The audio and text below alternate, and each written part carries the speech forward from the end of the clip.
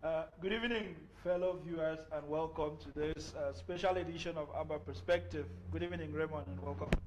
Good evening, Derek, and I want to welcome everybody where they on today for watch Amber Perspective. I want to welcome everybody where they online. Make us share the link so that more people can join. Make we all be together and watch the show.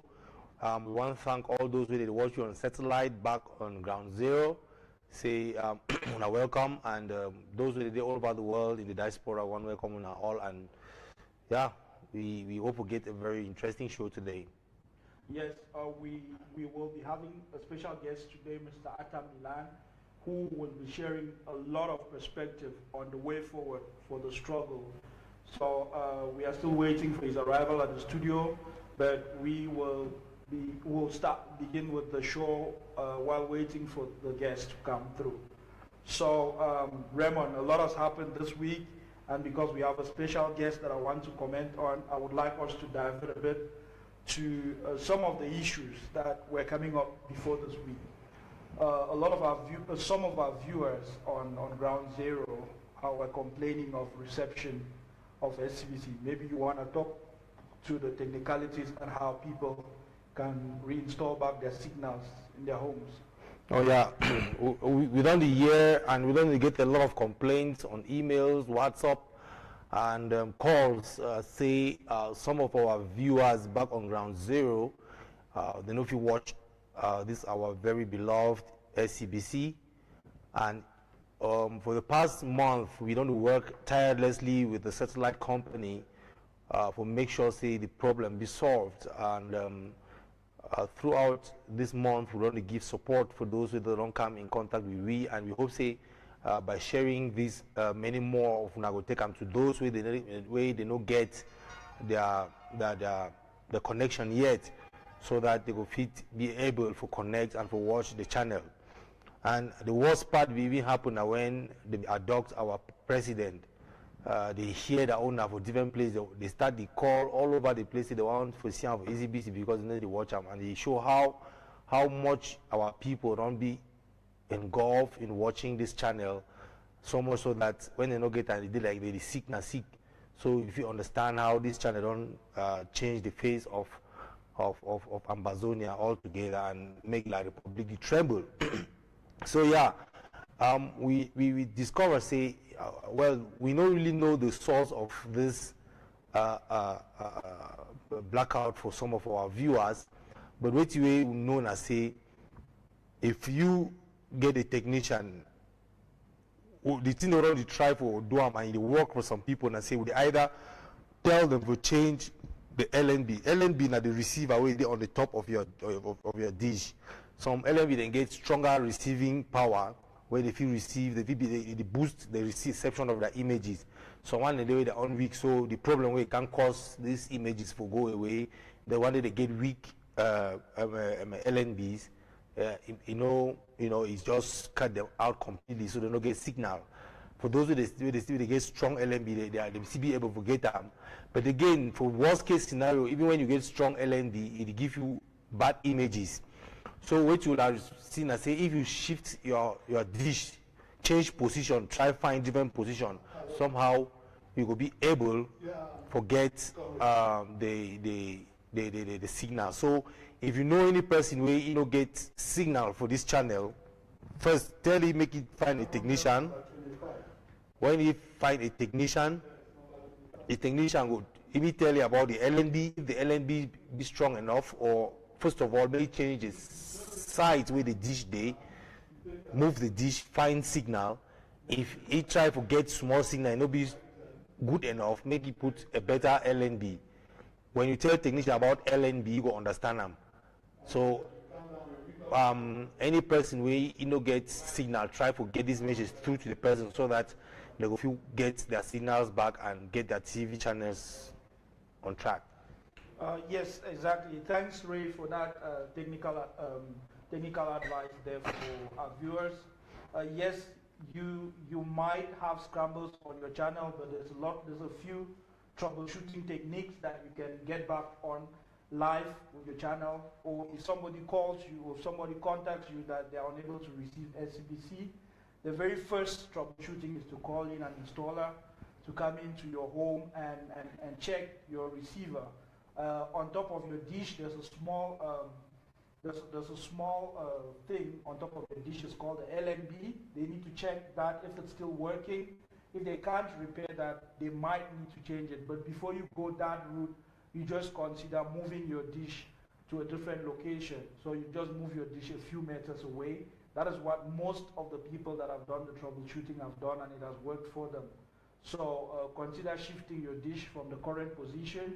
If that doesn't work, you will have to change your LNB for it to work.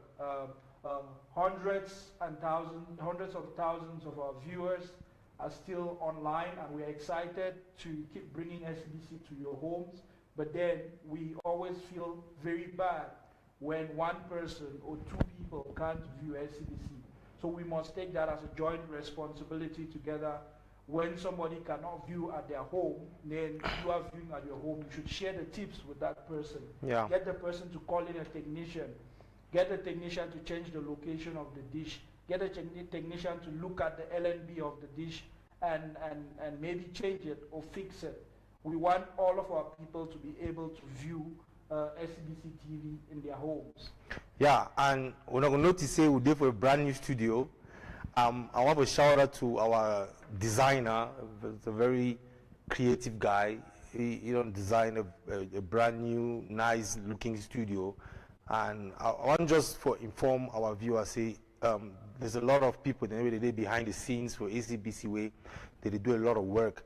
When I only see me and Derry, they catch it off. Yeah, it'd be like now we do the things, but I mean, there's a lot of unsung heroes behind the scenes. So I will not continue the show. I will not thank our brother for the great work we do and for designing us such a beautiful studio. So yes, we thank you very much. Probably you watch the show right now. We want to say we appreciate what you don't do and the great work we do. And I mean, I don't design all the studios here at ACBC, so he do a great job. Anytime we see a studio where he like say me get changed, I design a new one, suggest and say we like make the studio look like this. And we want to thank this brother very much, and we know that God will bless you more. And that's what we like Ambazonians to do. This our revolution with the fight and with passion and love. So may we continue with the same passion for every aspect we'll get up with this revolution. That's how we will win them. They need to pay no man any money. No man they expect any pay. The only pay they expect are the position boya. So any person they just do your own work with it do them for make sure so we show one thank our brother who designed this very beautiful studio. I mean look at that the shine for the studio. Eh? Yes, indeed. I don't think we thank our technicians behind the cameras enough. I don't think we thank our technical team enough.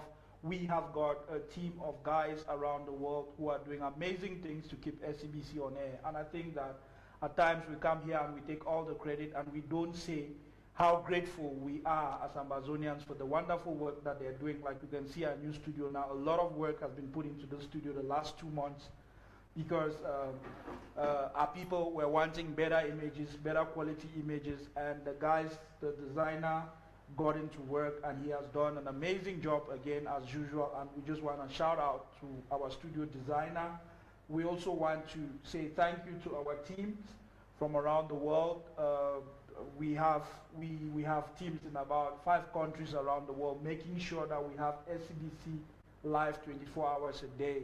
That is a lot if you ask me, and this is done because a few committed people in Germany, in America, in Australia, South Africa, and also in Belgium are ensuring that we have this channel on air. This is really the spirit. This is the Ambazonian spirit. This is the spirit that we have built over a year. This is what we might never lost sight of. At times we are worried by the things that are happening, but these are the things that we should celebrate. We all coming together from different parts of the world and being able to fit in pieces of the puzzle to do amazing things together. We should always celebrate that. We should always have that in the top of our minds that we are doing amazing. It's just a year that we have been working together. I bet you before the end of this year, we will do magic together, but we need to keep going. We need to keep bringing more people on board to join the ship. So In a moment, we will bring in our special guest, and we are going to take this show right up to another level. So Ray has talked to the people who are struggling to receive their channel. Ray, I still want you to re-emphasize the importance to our brothers in the diaspora to support people at home to buy dishes for SCBC. Right now, our statistics is showing that in West Africa, about 1.2 million people are watching the channel, but that is not enough. That is not enough because that's the whole of West Africa. If you want to work out the numbers, we probably keep home at about 400 to 500 homes watching SCBC. That is not enough. We have about 3 million, 4 million to 4 million homes at home. And we have about 2 million Amazonians abroad. To install SCBC is just about 25,000 francs. If you already have a TV at home, you can buy a basic TV for like 45,000. So with 70,000, you can hook up a home with SCBC, and we will be bringing information right into that home for that household, for those people in that neighborhood. And I want Ray to really emphasize of the importance of us abroad, to be supporting homes that don't have TVs, to be supporting homes that don't have SCBC, to hook them up with SCBC. It's really a cheap initiative and some way that you could bring a lot of information into people's homes. Yeah, I remember saying when we start Amber Perspective a long while ago, I will emphasize on the need for every household for Ambazonia for gate SCBC. And one thing we will be talking at the time, I say make those of our brothers and sisters in the diaspora, make the try for support those back at home and buy them a satellite a dish, a package. I mean, with just 26,000 francs, you'll get a whole package and just get a technician to come and install it. So we still call on the people in the diaspora for make sure, say, every household for Amberland gets that the decoder and the dish for watch this channel. The reason, if you tell them now, say, time way they be disrupt internet, the only way, the only source of information where our people get where they rely on now this TV channel. And if you tell you now, say, they even watch more for villages past as they watch inside cities for Amberland. For my village in particular, I know very well, say, they watch this channel they very much because my family back in the village, you tell me every now and then about the things the way they see them. So you will find, say, make we for the diaspora, we try. I don't give out a challenge. Say, make we at least put 10 dishes for 10 families back at home, you know, so that it will encourage our people to get first-hand information from here, because whenever you get information where come from here, now information where they don't research them and they don't get the truth, that way we tell our people so that they don't go dilute and with all the lies away they outside there. Like we know, say some newspaper like Republic don't just come out with their own lies, say our president and the cabinet members they are only just for make me that skin define. Imagine say we don't get SCBC for can't tell when I say a lie. Say our president and the rest of the cabinet, whether they be arrested or they be abduct them, they still in Nigeria, and there's a legal process where they go on, and we know things say for any moment Nigeria don't even think to send them for Yaoundé. Yes, we will have a short music interlude, and we'll bring on our guest, Mr. Atta Milan, to share some perspective with us, to talk about his experience the last week with the abduction of our leaders, the experience that he went through as a person, and a lot more. You know, Mr. Milan is somebody who's got a lot of perspective of his own, so we will try to question him and get into a lot of that with you together, the viewer. Just hang in there. We will have a short music break and we'll bring him on. Sure.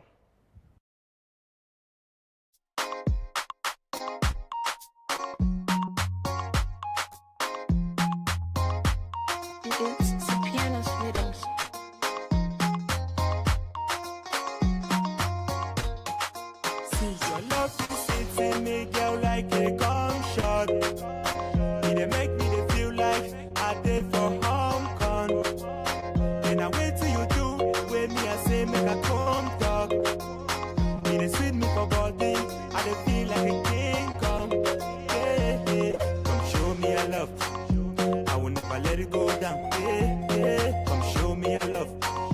I will never let it go down.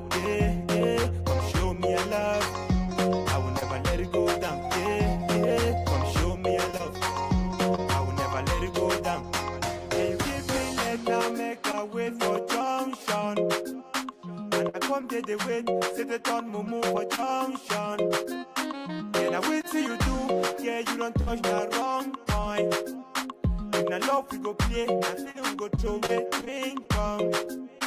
And I bet to you, the else no be treat you right. You want to me mumu, even April fool. Ha, this no be high life. I'm here for your love, and I need your touch. Don't do me April fool. When I treat you right, when I hold you, I give you real love. Yeah, come show me your love. I will never let it go down. Yeah, come show me your love. I will never let it go down. Yeah, come show me your love. I will never let it go down. Yeah, come show me your love.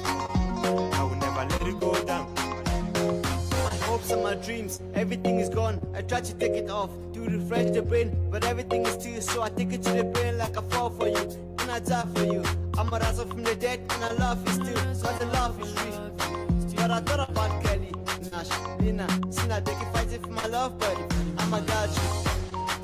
Sina, wanna get you. I'ma got you. Wanna walk some money, then I fall on you.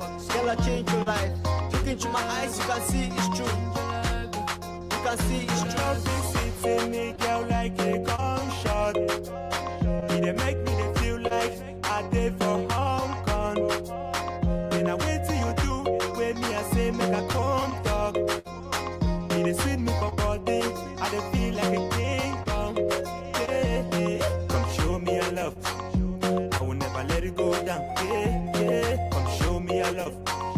I will never let it go down. Yeah, come show me your love. I will never let it go down. Yeah, come show me your love. I will never let it go down.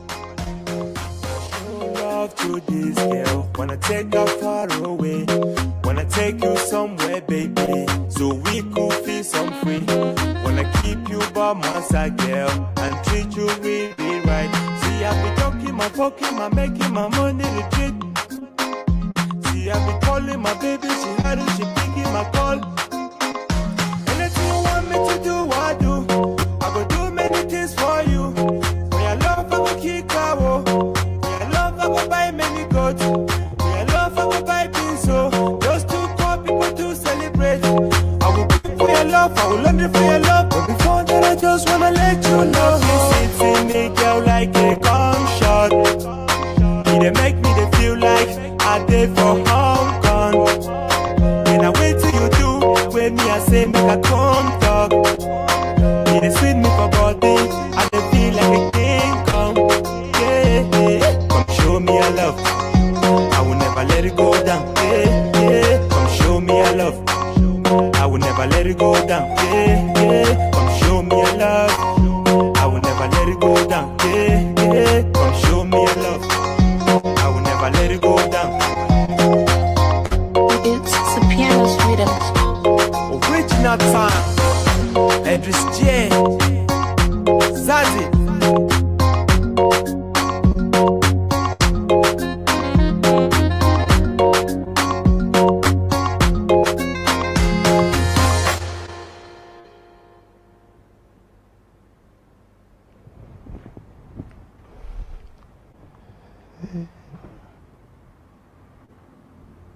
Yeah. Welcome back to studio. We want to welcome our guest. We want to welcome our guest, Mr. Atta Milan, to our new studios. Welcome to our perspective again, Mr. Milan. Thank you very much. Yeah, it's too sad that we never get to see you. We've only had you for 8 months. We've only had you on our perspective one time. We're really excited to have you today. Despite the happenings of the last week that are very charged, are very emotional. Yes, indeed. It's a pleasure to be here once again. And it's a privilege to be on this platform, knowing that I don't get to have this opportunity very often. I hope that it's going to change, and I'm going to make an effort to ensure that I appear a lot more often. Yes, the events of the past week have been rather traumatizing for all of us, and having been in communication and in contact with a whole lot of our compatriots across the world, there is no doubt in my mind that our people are really going through a very difficult time. But the resilience that we have manifested over the past year or so continues to manifest itself, and there is no doubt in my mind that we are going to overcome. We are a strong people. We've survived for the past 56, 57 years. There is no doubt that we're going to overcome this one. That is a good outlook, and indeed, but there's a lot of information out there. There's a lot that has been said about the abduction, and what we know is you were supposed to attend that meeting, and we want you to just relive that experience with our viewers. Just tell our viewers what happened that day leading up to when you realized that our leaders were arrested. Well, I think this is a story that I've told already. It is, again, it's a very humbling experience. And the only thing I can say is, like I've said before, God works in mysterious ways. And the only thing I can say is that God manifested himself in that trip. Because when I left from Johannesburg, and having used Rwanda Air flights so many times, I think way back as 2008, I've been using their flights very frequently. I cannot remember a single time when the flight has been so late. We were late for 2 hours by the time we took off. Got to Addis, or rather to Kigali, and by the time we took off from Kigali, we were late by 3 hours. By the time we got to Lagos, we had already lost over 4 or 5 hours. And as a result, I had asked for my flight to be moved, and the flight was moved from 2 p.m. to 6 p.m. But interestingly, from 6 p.m. when we were supposed to take off, the flight only took off at 8:34 p.m. So once again, my flight from Lagos to Abuja was late by 2.5 hours. And to crown it all, after having been traveling for over 24 hours for a flight that normally, if it were a direct flight, would take 6 hours. After having been picked up from the airport and on our way to the hotel, the car of my friends got pulled over by the police, and we were delayed by the police for over an hour, probably an hour and a half. So by the time we got to the hotel, it was 11 p.m. But the SSS agents who had left instructions at the hotel to say as soon as I arrived, the ladies at the reception needed to inform them, had left also. But the 2 receptionists had just changed shifts at 10 o'clock, and I arrived just after 10, and I arrived at 11. So when I arrived, the receptionists who received me were different from those who were there when this event had taken place. And from then on, it just became a string of drama. Okay, and you want to relive that drama with us? A lot of our viewers haven't heard first what happened exactly when you got to the hotel until you realized that an arrest had been made and you were looked and they were looking for you. Well, I have to say, like I mentioned, by the time I got to the hotel, it was already 11 p.m., probably just after 11. I was tired. I'd been traveling for over 24 hours, 25, I think. And on that, I mean, I hadn't even brushed my teeth. So when I got there, for me, the only thing that I had in mind was I needed to rest. I'm also aware that the meeting was supposed to have started at about 5 p.m. And up until about 7:30, 8 o'clock, I was still chatting with Barrister Nalova, getting updates, trying to find out what was going on, how late was I, how far was the meeting going. And by then she told me that people had already assembled, but there were a number of 1 or 2 individuals who were still on their way. Again, it was a social gathering, so I didn't anticipate that people would come in too early. So when I got to the hotel, the gentleman who picked me up from the airport took me to the back of the hotel by the lake where they were supposed to be sitting. And we did a quick scan and walked around all the way to the different angles of the restaurant, the bar, and realized that nobody was there. So he said it's possible that they might have finished the meeting and gone to another venue to have drinks. So he would call them so that we can join them. And I told him there is no way I can join them. I've been traveling already for over 24 hours. I'm tired. All I need right now is some food and some sleep. So he accompanied me to the reception. We had our check-in, and I went to bed. I only realized later on, I think days later on, that while I was sleeping, the agents of SSS came back to the hotel to go to the rooms of those who had been abducted to get their belongings. And they went into 4 rooms and took their belongings next door to me. But they did not know that I was there, because by then the ladies at the reception had not told them. And the ladies did not tell them because they didn't know what had happened a few hours before they came, they took over. In the morning, I woke up at about 8. And of course, the key reason for me going on this trip was because I needed to go have an assessment of the humanitarian situation and to advise the president on what best to do. You may be aware that we have lots of children, some who are being born, but many of them who have crossed the borders with their mothers. And what we do not have up until now is a plan for children. And it was important that we put in place what we call child-friendly spaces, where children can play even if their mothers have gone to the market or they've gone to the farm. Then we are sure that the children are well taken care of. So I needed to do an assessment and be able to advise in terms of what needed to be done with especially the children, but also the women, pregnant and lactating mothers, as well as young women who were in need of hygiene kits and so on. So when I woke up that morning, I had expected a call. I woke up late due to the tiredness.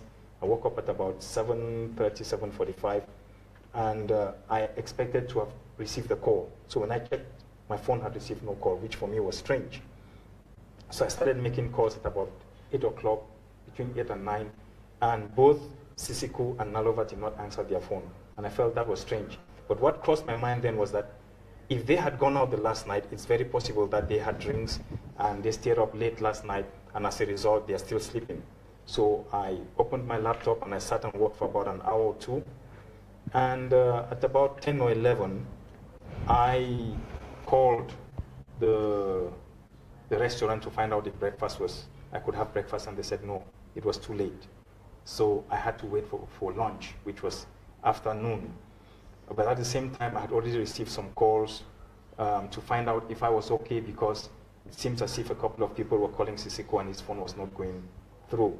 So these two, the fact that I was calling myself and they were not picking up, but their phones were ringing, and I was calling through WhatsApp, still using my foreign phone number, and the fact that somebody is now telling me that they are trying to get hold of them and they are not able to get hold of them. For me, that was a bit of a concern. But then I thought, okay, let's give it another hour. So I took a quick shower. Just afternoon, I went down back to the back of the restaurant and ordered some food. And just as I was about to start, I was drinking. Then the gentleman who had picked me up from the airport came. And that's when as he sat down, he said, I got a call last night. I got a call this morning from somebody who told me that last night he got a call from Dr. Fidelis Ndeche saying that he's in Abuja and he's been arrested by the SSS. But he wasn't sure if he was arrested in his house or somewhere else. But already for me, my brain was beginning to tick. Now, here are the phones that are not going through. Here is this story of Fidelis having been arrested. And so I started to try and put 2 and 2 together. And just then, a young man who was working a waiter at the restaurant was narrating the ordeal of the last night to his friend. And that's when we called him over and said, what happened? And he told us that men armed to the teeth just walked through the restaurant terrace all the way down to where they were sitting by the lake. And it seems as if they knew exactly where they were going, because they didn't hesitate. They didn't look left or right. They just went straight to them and got them. At the time, he still thought there were about 6 or 7 people. We did our count and drew our own conclusions. Of course, later on, we realized that the number was bigger than that. And as soon as we got that, the first thing was, okay, these people have been arrested, and we were told by the SSS, so we need to start making some phone calls. So immediately, I got the young man, the other young man who accompanied him, myself, and we started making calls to some high quarters within Nigeria, some people we know whom we know can open some doors. And we called them straight away and said, listen, here is the situation, we need to intervene. Please make some phone calls. Tell us where our compatriots are. Tell us also what we need to do to get them out. At the time in my mind, I was thinking, we need to keep this hush-hush. Our leadership has been arrested. We need to find a way to get them, even if it means we go there, pay for the bail, so that somehow we try and contain this. But when I made a call, I realized that the information was already circulating within the Singer network. So for me, that was already one problem that we needed to contain. So we made the few calls, and once the calls were made, I then turned and I think I made a call to one of the members of cabinet and said, this is the situation we are faced with. Please inform the cabinet and see if they can convene an emergency meeting and start taking emergency measures. Once we had done all the calls and were satisfied that we had spoken to all the key people, the gentleman who was accompanying me needed to rush to town, but also, we also realized that Barrister Nalova had not spent the night at home, which meant she had little children, and so he had to drive to her house to ensure that the children had food and everything was taken care of, while I continued to make calls. But this is the interesting thing, and this is where you see how God manifests himself. While, as we walked from the restaurant back to the reception, there was a shift change once again. This was probably after 2. And there was a gentleman who was very, very livid with anger, and he was shouting at the women, telling them that he can't understand how simple instructions cannot be followed. They have left simple instructions and they cannot follow them.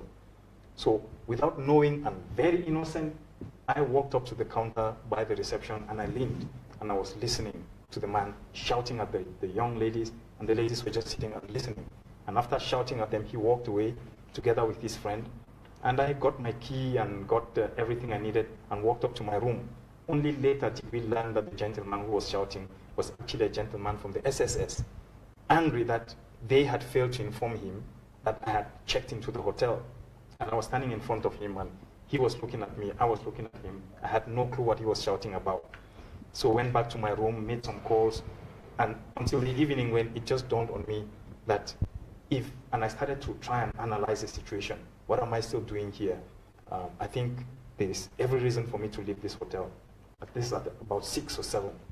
And I made a call to somebody who said, Milan, you need to leave that hotel with immediate effect. And a couple of friends shared the same point of view, and that's when I called my friends and said, guys, you need to take me out of here. And they said, well, we've already paid for the night. And I said, it doesn't matter, take me out of here. And as we were now walking to the car after they had come to get me, a gentleman ran out of the hotel and said, sir, you can't leave the hotel. We've been given instructions to tell you that you cannot leave the hotel. My manager says, if you were to leave, we must inform you so that you can talk to the manager. So I said, okay, go back, tell the manager that I'm here, I'm about to check out. The manager should come so we talk before I leave. But already for me, it was very clear. So as soon as he went back into the hotel, I got into the car and left. And that's when it became clear to me that this thing was bigger than just a simple raid at night while people were drinking. And that's when we started making calls and expanding the net. Of course, over the next few nights, it became a game of cat and mouse.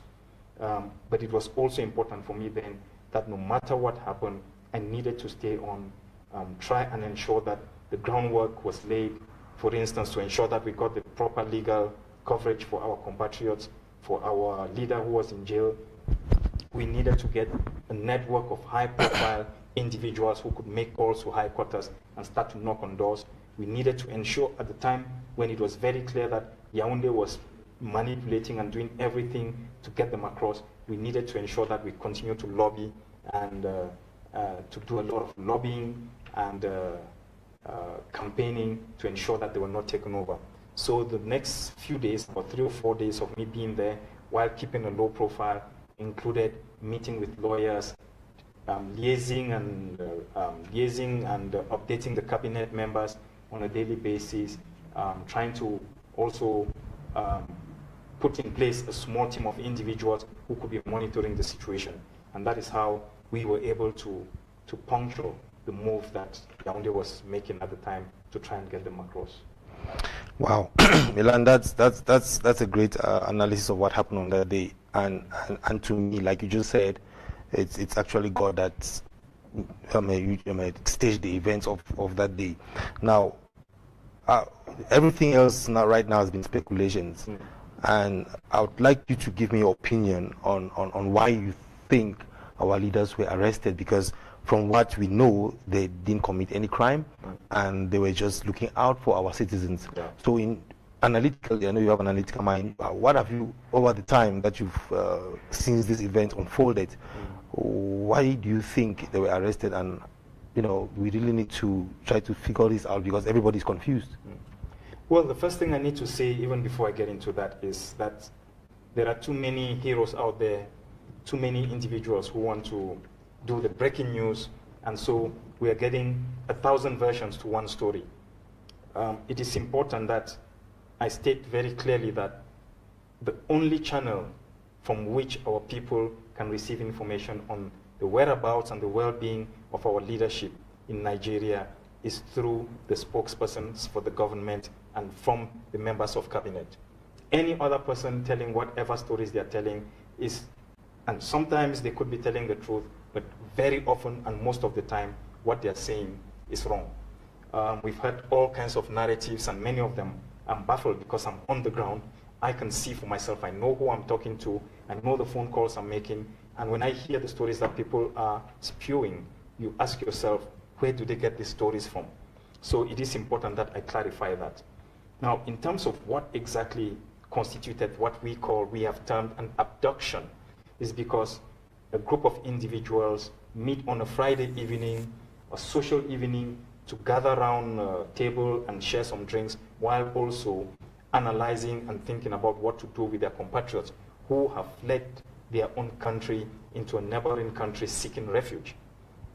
We do know, and everybody knows it's out there, there are campaigns for people to contribute to our compatriots who are displaced, from clothing to food, to shelter, everything. Education. Everybody knows that. And the president, having made a trip to the US, comes back and wants to be briefed on the situation of the refugees. And in fact, the plan had been on the Saturday morning, him and myself, we were going to travel to the field to see the refugees. That's why when I woke up at 8 o'clock, I had expected a call. I thought I was late. Perhaps they had been calling me while I was sleeping. It's because I had expected a call to say, where are you? We need to go. When I didn't see the call, then I started to wonder, why is it that up until now, I haven't been called, and yet we're supposed to catch a flight. So it's very clear that this had got nothing to do with all the stories we are hearing.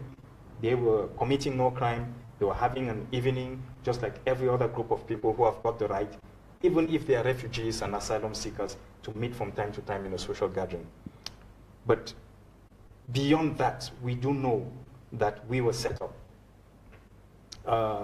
There was a clear campaign to pick up the heart of the struggle.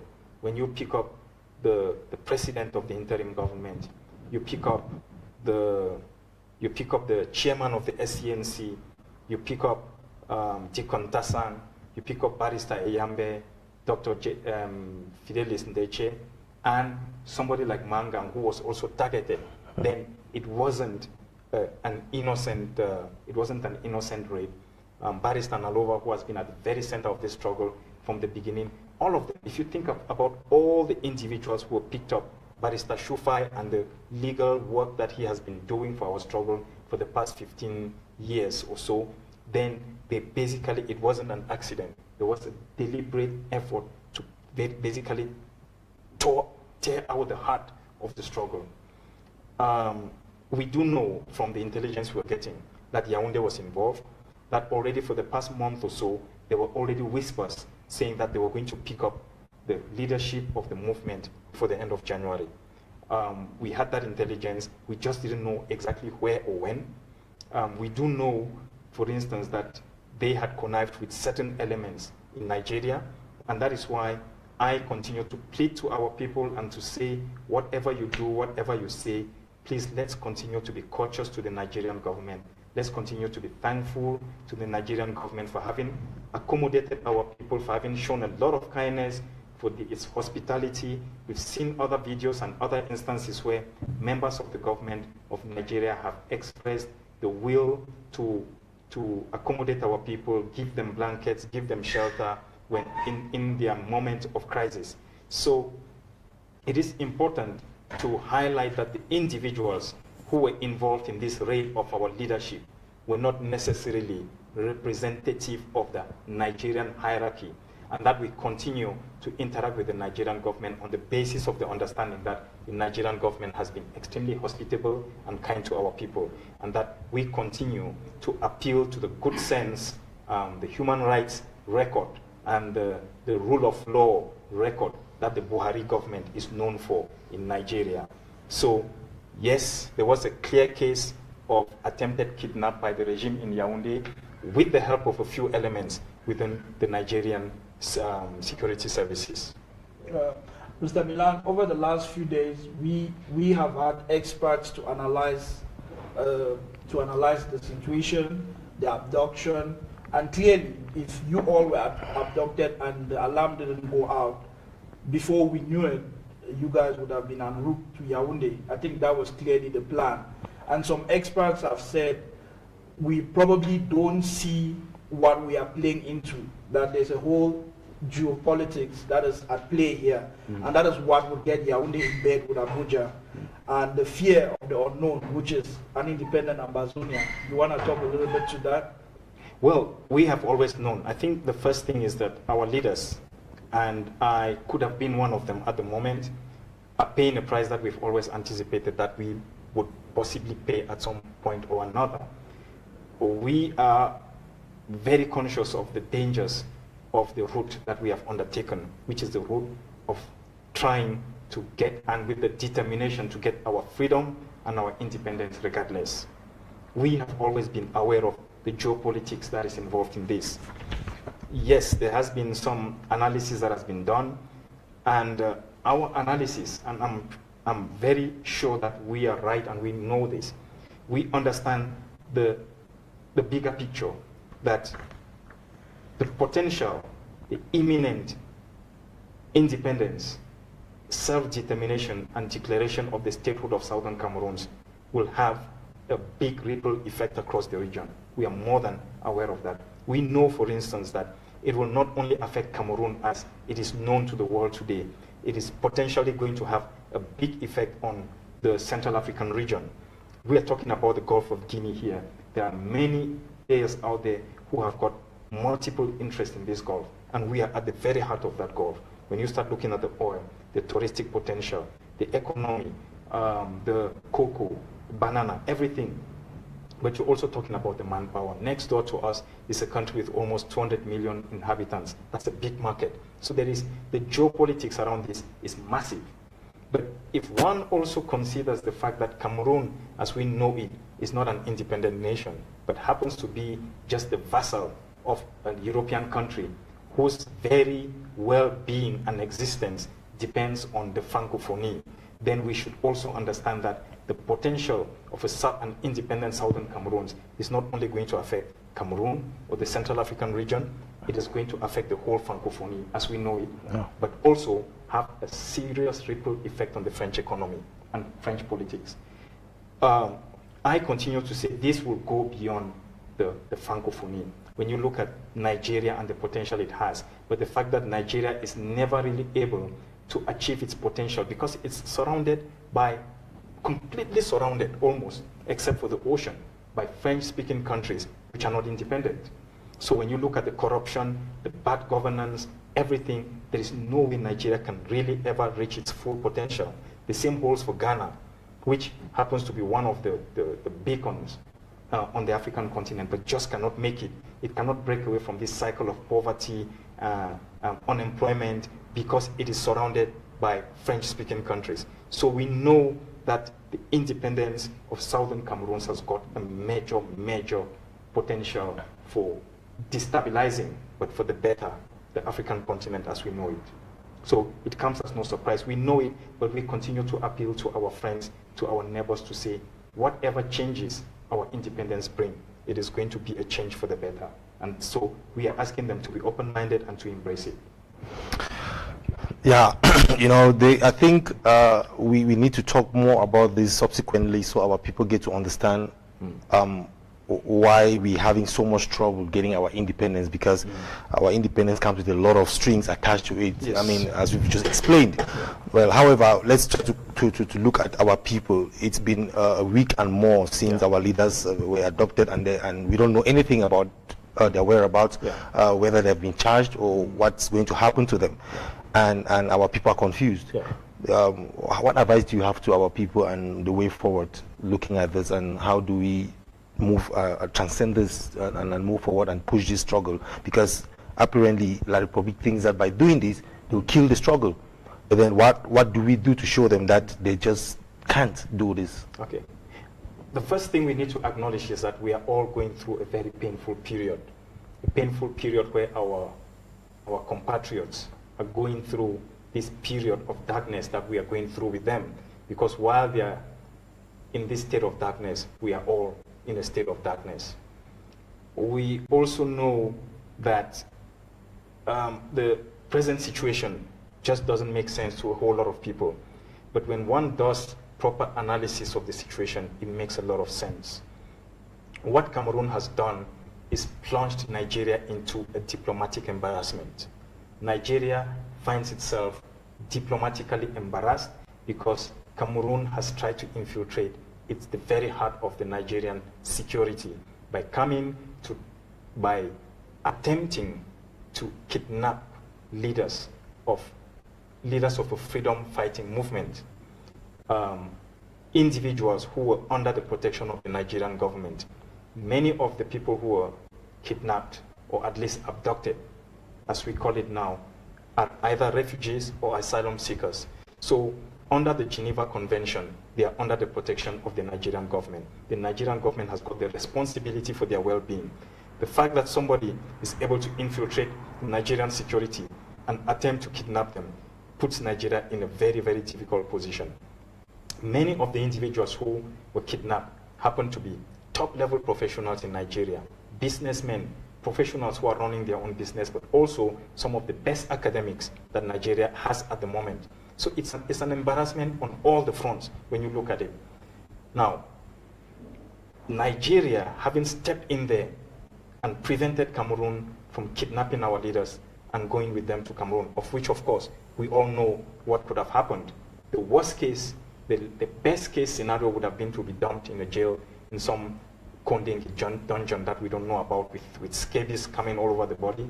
And the worst, and we should also imagine the worst, because a lot of the intelligence we were getting was that the plan was not to go and dump us in jail, but to get rid of us once and for all, which that's a very diabolic plan if you think about it.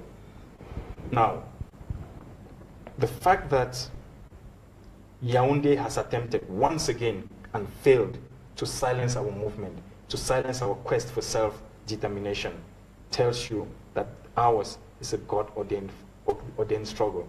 For somebody like me, who was a bit skeptical about, and every time they talk about the hand of God in our struggle, I was like, no, let's just focus on doing it ourselves. The things that have happened over the past week, painful as it is, tells you that somehow there is divine providence, there's divine intervention in the things that are happening to us. So the message that goes out to our people is a very simple message.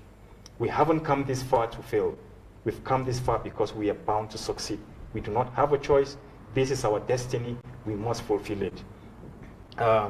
When you think about the fact that there's been a failure to adopt our leaders, that it has now become a matter for the courts, because the lawyers that our movement has hired to defend our leaders, they have made it very clear that, yes, we may have to wait another couple of weeks, maybe a bit more, but the bottom line is that they will have their day in court.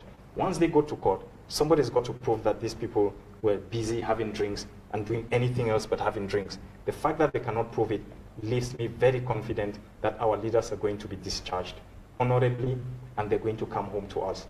And like I've been saying, they may have caged the bird, but the bird must continue to sing, and we must continue to keep the song of the bird alive. You may know, this time last year, I think today is the 17th. 17th. Exactly the 17th. This time last year, our leaders were abducted by the Yaoundé regime, dumped in jail, and they thought that was the end of the struggle. It did not end the struggle. They continue to be our leaders. We continue to respect them for the role they've played, and we do know, clear message to Yaoundé, we have adopted a Hydra approach to this struggle. Every time you sever one head off, many other heads spring up. So there is no doubt in my mind that this particular crisis is actually an opportunity for us to take the struggle forward. Clearly, like a year ago, our leaders expected us to take the struggle further with more steam. It's the same expectations that our leaders do have now.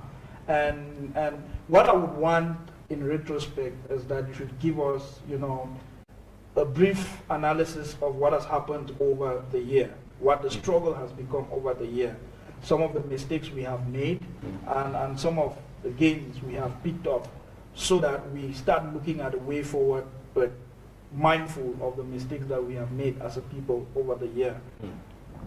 Well, I have always said this. Very often we tend to be a bit too hard on ourselves. We tend to be too critical, but when you break it down, after 12 months or 13 months of the struggle, what we have achieved is something that very, very few struggle movements in history have achieved. If one looks back at the history of the ANC and where it was, where we are today and where the ANC was at this time, the ANC had already been in the struggle for over 80 years. We've been able to achieve it in 13 months. This time last year when our leaders were arrested, Barrister Agbonkongo, Dr. Fontem, and the others, Mancho BBC, when they were arrested, it was a moment of despondency for us. But just like that, leaders sprang up and took the revolution forward. And it has been the case moving to this point. There is no doubt in my mind that some of us who are here today, we may not be here this time next year, but that does not mean that it's going to lessen the steam. But in the process of this all, we've made mistakes. But remember once again, and I've said this a number of times, we were not trained for this. We were not brought up with the mentality and the thinking that one day we will have to spring up as one person and fight for something that we had been unable to do successfully over a period of 55, 56 years. The fact that we are here today tells you that there is a determination in our people, but also the faith, the providence and the divine intervention that at this point in time, this is what we will be doing. Yes, over this period, what have we achieved? We've achieved a lot. What happened on the 22nd of September and the 1st of October, for me, is testament to the fact that we may be physically still enchained to Yaoundé, but mentally, psychologically, we are a free people. We've already liberated ourselves. And very, very few instances you have a case like this where people have gone through this and within a short space of time, they are able to transform like we have. As it stands, Yaoundé is helpless. The regime in Yaoundé does not know what to do because they may arrest our people, abduct them, kidnap them, jail them, put them in their dungeons. But even deep in those dungeons, those people continue to be defiant and they continue to be resilient. That is an achievement. That is a major achievement.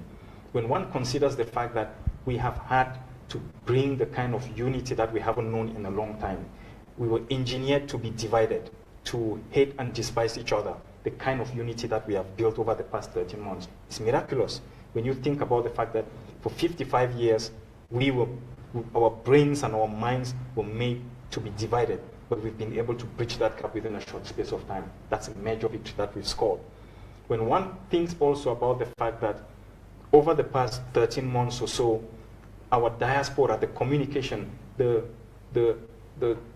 relationship that exists between our people, yes, the fact that you have never met an individual, but you are able to interact with that individual as if you're brothers and sisters, as if you've known each other the rest of your life, the whole of your life, tells you that we've achieved a lot. But there are other things. In this case, I was just talking about the victory that we've achieved mentally, psychologically, morally. But when you think about it beyond that, look at the SCBC that we have. Every crisis comes with an opportunity, and we've been able to dig deep into this crisis and find the opportunity. And that's how today we've got the SCBC. We've got a government, an interim government in exile. We had SCACUV. We were able to bring our frontline leaders to be able to form SCACUV.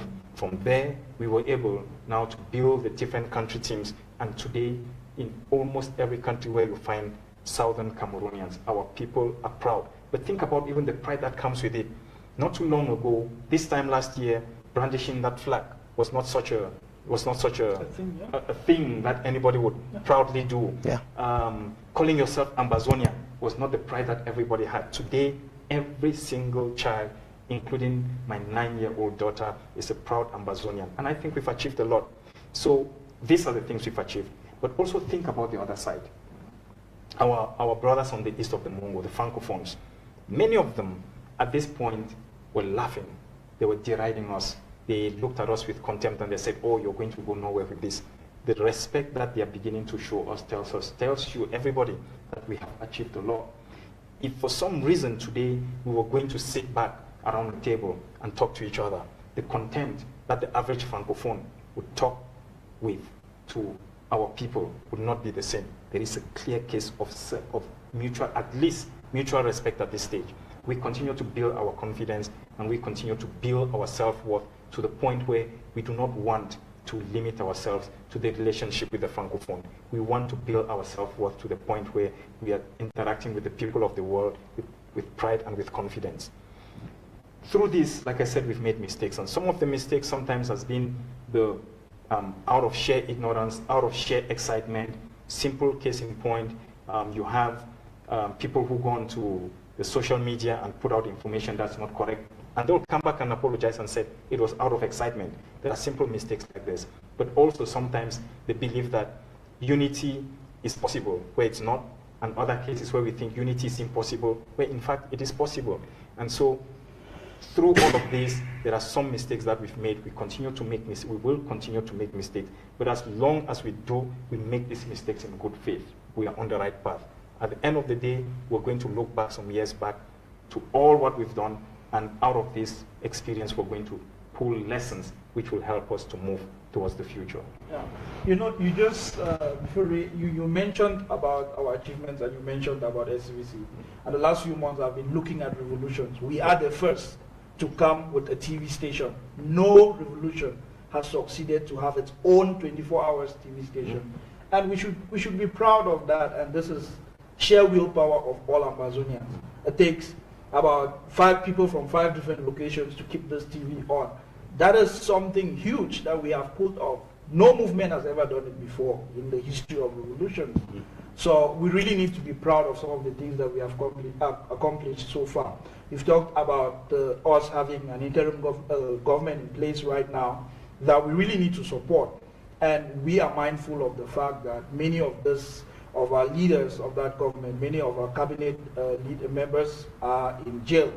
So what is the way forward for us, the people of Ambazonia? How do we support the interim government going forward? How do you see it? Well, again, I go back to 17th of January 2017, when Barrister Agbon Kongo, Dr. Fontem, Mancho BBC, and the others were arrested. For many, especially for those in Yaoundé, they thought this is it. But as they say, les sécessionnistes décapités. But we were not. They hadn't cut our head because we are 8 million strong. And that's why when we talk about the successes that we've achieved over the past year, we are thanking everybody, thanking our compatriots in the diaspora, and the sacrifices and the contributions that they've made. We must not forget our old mothers and fathers back at home, our brothers and sisters, the people who are selling the Bensikin drivers, everybody. I mean, the old grandma who passed away a few days ago, may her soul rest in peace, and the day she picked up her peace plant on the 22nd of September and went out in defiance of the bill and the police and the gendarmes and everybody that had been sent by Yaoundé. It tells you that everybody is playing their little part. Some may be playing a bigger role, others may be playing a small role, but every role counts. And it is for that reason that when we talk about the fact that we are where we are today, I've got nothing but confidence in my heart. Firstly, because our people are a resilient people, but also because we have seen time and time again how God has manifested himself by coming somehow and just doing things on our behalf when we are sitting there in pure innocence and ignorance, and he makes it happen for us. So there is no doubt.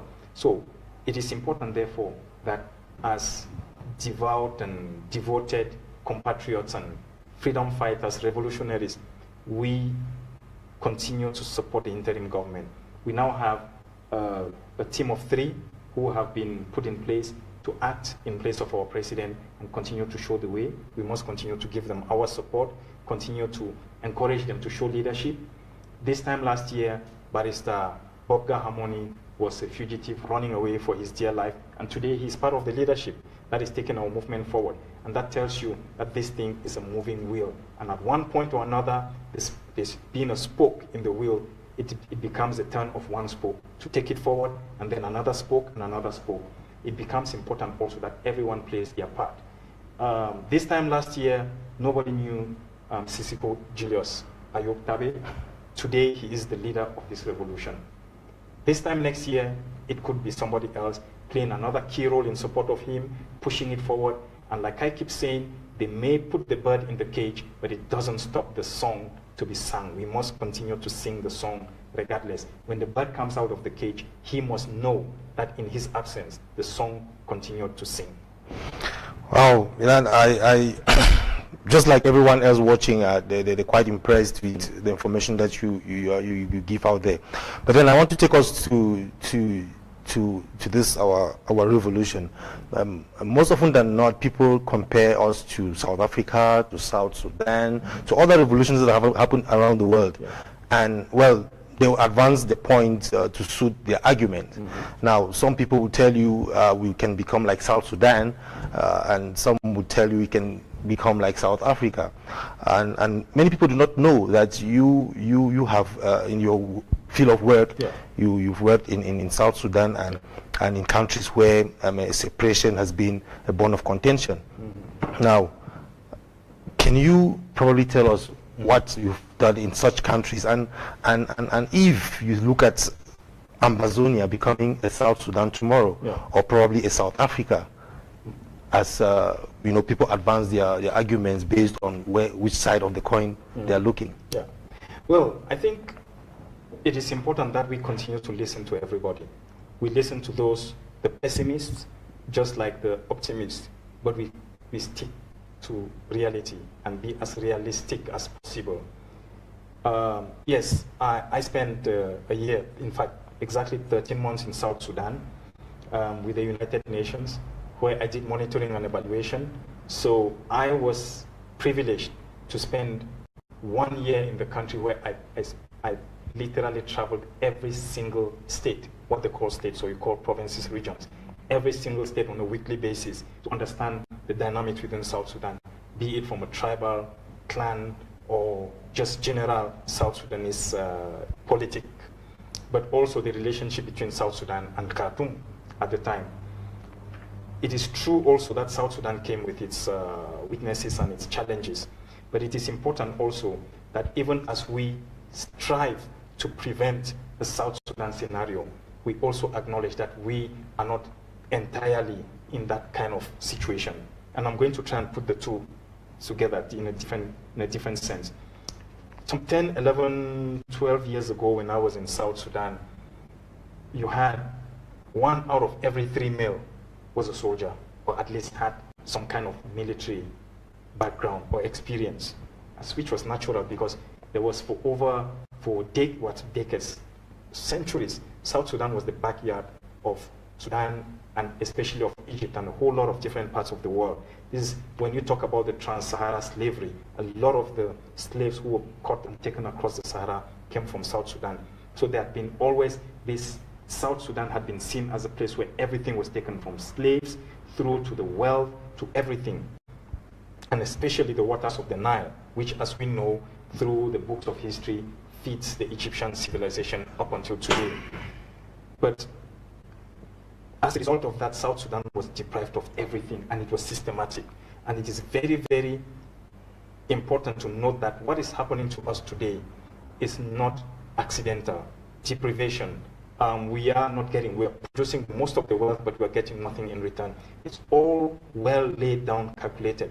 And anybody who has taken the time to understand and study South Sudan and its history over time would understand that the South Sudanese went through the exact same experience.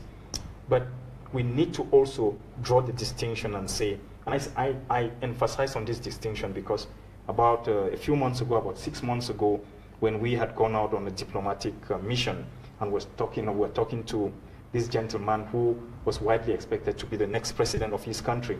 He had made the comparison between us and South Sudan.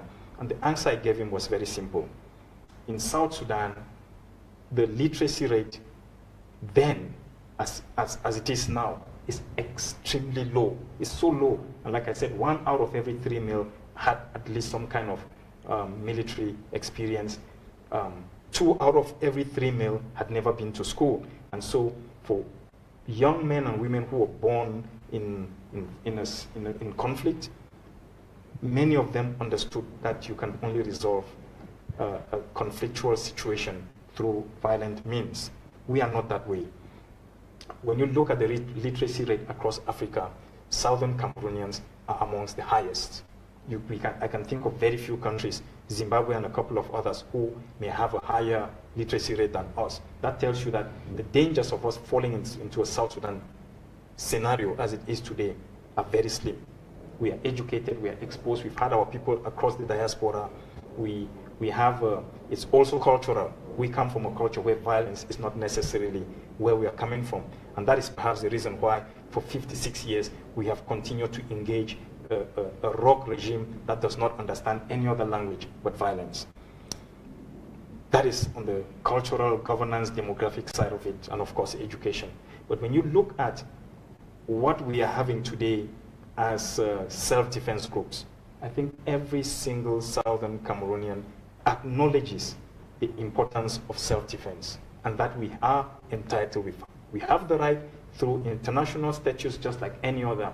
We have got the right to self-defense, and we should be able to defend ourselves, defend our women, defend our children. That is something you cannot take away from us. It's enshrined in the constitutions of the world. What, however, we need to be careful about is encouraging splinter groups going out there in the name of self-defense. The danger with that is that while there might be usefulness in diversity, and diversity being that we may have different approaches to different things, the danger with letting groups of young boys and girls, largely boys, but sometimes girls, go out there with weapons, who have not been trained, who have not been schooled in the art of, it's not enough to be able to operate a weapon. There is a whole science behind the operationalization of a weapon, which includes discipline, which includes political education. As it stands, one of the weaknesses, and you had asked the question, what one of the weaknesses, the mistakes we've made, I think one area where we have failed dismally has been the lack of political education for our people. And here I'm not just talking about the young boys and in some cases girls who may have access to 1 or 2 weapons here and there, but I'm talking about our people generally. That is one area where I think there needs to be, not even strengthening, we need to start from scratch. We've been brought up in a system where the education made sure that we were not educated politically. As a result, there is such indiscipline in everything we do. You have a lot of people, and that's why somebody can go to bed at night and wake up in the morning and decide to fabricate a story and put it on the social media and expect people to believe it. Is simply because they do not understand the fundamentals of revolution. The danger of having this happen to us and to our people without being able to contain it is that even if when we become successful, eventually, you will have lots of young men and women who have been able to build their own power bases, are able to operate arms of whom you cannot control. The situation in South Sudan was very, very much the same, and that's why I'm trying to draw the distinction where the distinction as well as the convergence, points of convergence between the two, where you had generals in South Sudan. You had certain generals who kept their own military, either because the military, the group of young men and women who followed him happened to be from his tribe or happened to be from his region, then they kept them. And they decided that no, like you hear some of our compatriots begin to say, no, let us do our thing, we'll just collaborate. Now, collaboration means at some point we will disagree, but when you disagree with weapons in your hands, you get to a point where you start to use the weapons against each other. We're already seeing it on social media, how our people are beginning to use very harsh words, very bad words, a whole lot of negativity against each other. When you get to that point when you're carrying a weapon, the tendency is for you to use the weapon. And that is why it is important that at this very early stage, we do not favor any kind of fragmentation of our boys on the field. Okay, thanks. I think it goes back to that political education because it keeps people grounded. It gives people the mental process of thinking through things and analyzing things in a political way, which is something we are not privileged to. We were groomed this way, not to be involved in politics, to just, whenever it becomes politics, it's the thing of the other side. So it's important that you talk about the importance of this political education. But on the when we gave a mandate to His Excellency Sisikwa Yoktabe to put together the interim government, we gave him a clear mandate: take us to Boya as fast as possible. And I'm a bit privy to the work of some of the secretaries, and everybody, they are sharp, focused on let us get to Boya as fast as possible. And clearly we are missing something. We are missing that political education, which is very important for grooming us to where we are going, for grooming us to Boya. This is going to take us another 6, 7, 9 months, a year. It's going to take us time. And it's very important that we also have that political education. And we didn't give that mandate to our government. Our government needs to stay focused on that. So how do we, as Southern Cameroonians, how do we now come together and push this political education agenda, use the SCBC platform to educate our people so that we are strong mentally for the place that we are going? Because I think it will take away some of the useless arguments that we have on social media if we were engaged in this political debate, political education, educating ourselves about other struggles, about other movements around the world, and looking at our context in all that. So how do we do that? How do we do that? Because the last conclave, we disbanded SCACUF, and SCACUF was really playing that role. So now, how do we, as a people, how do we do that? Well, you've just mentioned SCACUF being disbanded, and I know that there is a groundswell of concerns that is beginning to be raised by our people as to why this decision was taken to disband SCACUF. I think at that particular point in time, it seemed to make sense. But more and more, as people ask questions, it becomes relevant that we revisit the question and see if there is the need to have a political platform that will act as a buffer to the interim government, but at the same time, whose main mandate is to ensure that it strengthens the interim government, but plays a political role. Political role, like you were saying, which includes, for instance, political education, ensuring that our masses, be they at home or in the diaspora, get educated. In fact, when you talk about political education, I remember the story of an old man that I met on Robben Island, and how the ANC was able to educate its people, even those who were in prison. At every single point in time, they were educating each other. They were always making sure, and that's why many of them went to jail as illiterates, and when they came out, they had degrees, because you never spend any bit of your time doing nothing.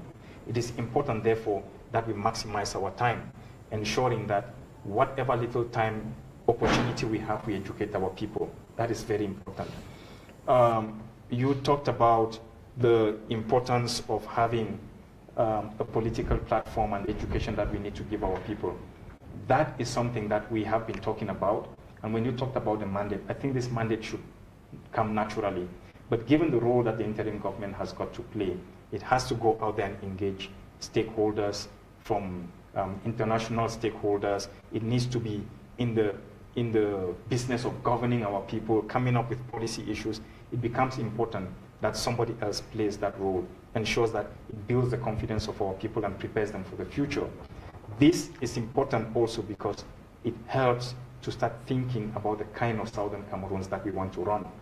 One of the difficulties we face generally as we go out there and try to pitch our country and this country that we envisage is the fact that, in as much as we have a blueprint, which we do know about, is the fact that not everybody can market that, and it becomes important that at every level, every single person knows the kind of country we want we envisage, and they are able to sell it and market it. Yeah. So, well, when you're talking about this political education, I also see like when we started, when SCAPUF came into play around April, Yeah. it was also a tool for mobilization. It brought people over, people who were not into the struggle. They brought into an institutionalized way of doing things. They brought into structures, and it was easy to draft people with skill into various departments to do specific tasks to foster the work of the movement. Yeah. That is something that brought. And in as much as our government has got specialized departments, I really think that we still need to, with the growth of country leadership, countries have come together, like South Africa came together and voted a coordinator. It's the same thing in Germany, it's the same thing in France, same in Spain. We are counting about 27 different regions where our people have come together and voted leadership. And I think that they should play the role of mobilization.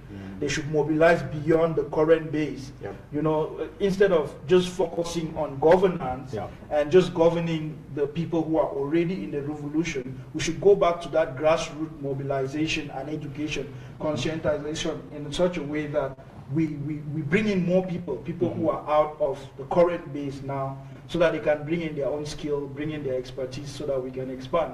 I really think that is something that we should be looking into. Yeah, I mean, you're very right. But then an area which we need to strengthen, and in fact we need to work very hard to do, is discipline. When you talk about grassroots support, when you talk about mobilization of the masses, it also goes with the discipline that comes with it. One of the major weaknesses that we have encountered so far with this revolution has been the almost total absence of discipline. And it is that lack of discipline that, for instance, would prompt an individual or individuals to bring a camera to the conclave and do a live stream of it. Anybody who understands how the conclaves were designed and were run from the very beginning, the conclave was not open to every single individual. The conclave is the meeting of leaderships. Like I've said somewhere else, the conclave is a meeting of cardinals, not the conclave, not a meeting of every priest and catechist. The moment you open it up to everybody, what you're doing is that you're putting our whole leadership in jeopardy. That is one of the few instances where you're bringing all our leaders together to sit in one room and deliberate over a certain period of time. There is the dangers. There are security dangers that come with that. There are all kinds of problems that come with that. The last thing you want is for an individual to come and do a live stream telling exactly the location and the individuals who are attending the meeting. You don't do that. That's lack of discipline. But it goes beyond that. Once somebody commits such an act, what do you do about that? No revolution has ever succeeded. On the foundation of indiscipline. So we have made a lot of progress, but I think we still have a long way to go. And until discipline becomes one of the pillars that hold our revolution, we will continue to face difficulties. And that is where civic education, political education comes in. When you talk about the Amazonia we want to build, how do you want to see it? When you talk about the economic prospects that we put, it's also about our people. It's the human resources that we are offering to the world. And like I've said several times before, we've got a country neighbor that has got over or close to 200 million people. That's a big market. Yeah. But we need to sell ourselves to that neighbor, for the neighbor to think, oh, these people, they could be a good market for us. The same with our neighbors on the east, when eventually they become our neighbors. We are not just talking about the 18 or so million people, but we are talking about the whole of the Central African region. We will be able to service this region. But you can only do that with the masses who are well-informed, well-educated, but well-disciplined. And that has to start now. It cannot start after we've gone to Boya, then we start to say, okay, can we now? It starts now. If it doesn't start now, for sure, back to your question, we may end up like South Sudan. Wow. All right, Milan, talking about political education. Let's move now to educating our masses, because he just explained how we need to sell ourselves to our neighbors. Yeah. And most often than not, we talk to people about our struggle, and yet we don't tell them what they want to hear. Yeah. We all understand that in as much as self-defense is a major role player in the restoration of our independence, we also know that geopolitics play a very massive role in this. How do we sell our story to our people? What pitch do we have in that? Because it's a game of interest, and we know that the world wants to see where they will benefit. Yeah. Now, when we go talking to people, what do we say? What do you advise people? Because myself, I find myself in situations where I need to explain why we want an independent Amazonia and why we think they can benefit from the independence of Amazonia. So what advice do you have for our people? What pitch do they have to give out there so that we attract people to support us in restoring our independence completely? I think this goes back to political education, and here you're not just talking about the masses, you're talking about everybody. I have been part of meetings where these questions have been asked, questions such as, what do you want? Why should we support you in what you want? And answers such as, no, we in 1961, our people, yes, we know the history. Yes, we understand the history. Very often, before people even sit to talk with you, they've taken the time to do their homework and understand the history. Very often, like you say, what is the need for us? We need to be able to understand the language of these kinds of negotiations, of diplomacy, and how to pitch our story. And once again, this is where we need to start interrogating our capacity to go out there and sell our story. But there are certain fundamentals that we haven't put in place. And these are some of the things that at the moment I'm more and more interested in terms of how do I contribute to the revolution. I cannot remember an instance where we have had a conversation as to what kind of country do we want to put in place. And when you say, but we don't have a political, what do you call it? Philosophy. We don't have a political philosophy. If you go to the Scandinavia, a lot of the Scandinavian countries subscribe to Social model. Yes, a socialist model, but also they've got something which they call the law of Jante, many of them, which basically is, and that's why in a Scandinavian country you would hardly find anybody who's super wealthy and they flaunt it and they go out there and show everybody how much I've got more than you've got, because there is a belief and an understanding that you have no right to have so much while I have so little. And so they build an economy, just like the politics that says, as much as possible, they want an egalitarian society. We haven't had that kind of conversation. Some may say we want to build a socialist country. Others may say we want to have a purely capitalist country, a mixed economy. For me, these are the discussions we should be having. And when we go out there and talk to certain actors, we need to have that story right.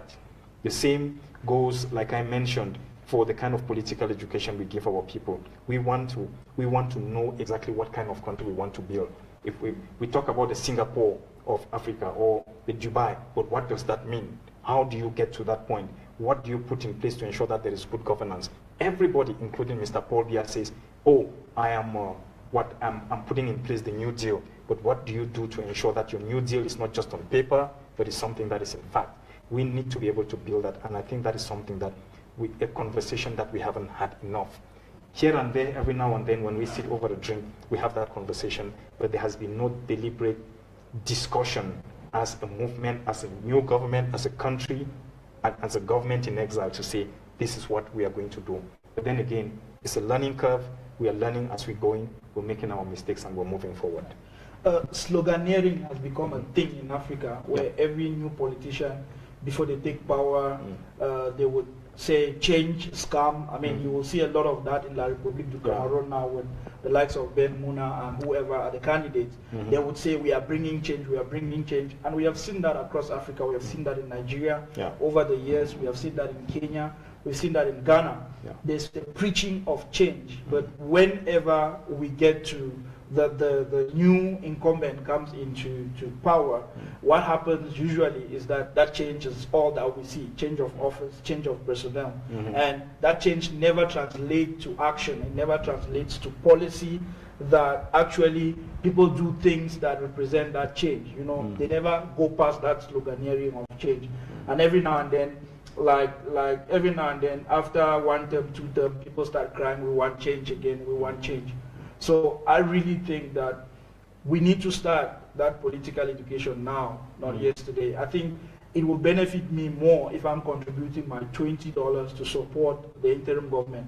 And in exchange, I'm getting that political education to become a citizen. I mean, it's civics, something they taught us in passive. But this is the most important aspect of the Western world, their civics, their ideology as a people. It's taught that's the longest subject that is taught. And Americans, when you want to become an American, when you sit for a whole interview for you to understand what being an American is, that is exactly what I think we need at this moment. We need to get to a place where we refine and define what is an Ambazonian, what are the cultures of Ambazonia to be. So that's what we will pride ourselves in. It's not just we say, no, we want change because we are running away from a 35 years old regime. We are running away from 56 years of oppression. We need to be able to define what that change is and start changing ourselves now as people, the way we behave around the world. That is really going to help. So if we were meeting stakeholders now and they asked, for instance, how can you prove to me that Southern Cameroon will not become a failed state like South Sudan? And you need to pitch. What would you say? Because a lot of our people get asked this question every now and then. We were in a meeting with Raymond last week, and a lot of that came up. You know, like people are getting cold because of the failure of South Sudan. Stakeholders are getting cold. So how do we put an argument against we are not going to become South Sudan right now? Well, I think I've just explained previously a bit of why I think that we shouldn't be afraid of becoming South Sudan, but at the same time, those things that we must not tolerate at this point, because if we do, there is a very strong risk that we may end up being that. You also mentioned sloganeering and the fact that you have change of leadership comes with a whole lot of change. One of the reasons why the South African, especially the ANC model, which very often you might find in countries like China and so on, is appealing, is because the agenda, the mandate and the agenda does not belong to an individual. It belongs to a movement. It belongs to a movement that decides what it wants, and the individual is merely the representative of the ideal that has been crafted by the whole. If you look back to the very beginning of SCACUF and how we had set it up, we had spoken about the importance of having what was called then the Leadership Council, which then became the Leadership Council, became the Governing Council and the Restoration Council and so on. That it's always important to have some kind of a body of wise men and women, of educated men and women, men with a certain level of rectitude, whose job it is to invite, to advise and direct the executive. Now, there were certain